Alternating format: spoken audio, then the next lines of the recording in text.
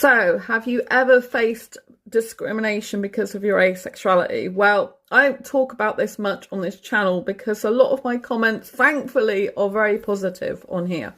But I do get trolled. I do get some people writing horrible comments, not necessarily just because I'm asexual. It can be because someone doesn't like the way I look, or they're jealous, or they don't like my success on here.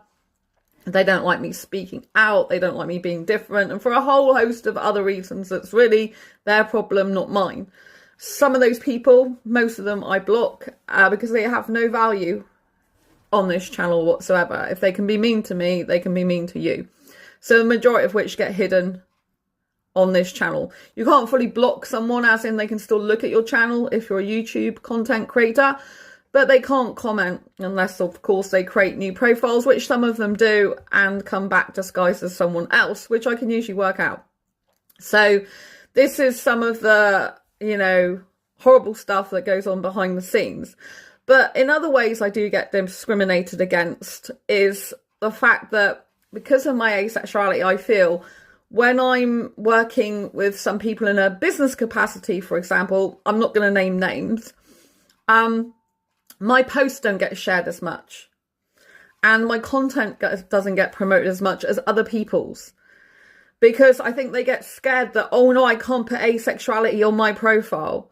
I can't share this stuff because it's asexuality and it seems like a taboo subject and people carry away from it, which is really bad when you see other people that are also having what I would term as some controversial content. They might have some sexual content, for example. They might be a sex expert, for example, yet their content is promoted a lot. And it's like, well, I'm talking about sex and sexuality just in a different way. Why is their content favoured more than mine? Why are they promoting them and not mine? Especially if we're both invested in the same way or a similar way, or for the level we're at. Do you know what I mean? So when I'm asked to post content and get told, oh, it'll be reshared, then it's not reshared, for example, that can be very difficult because it can seem like a personal attack on my asexuality.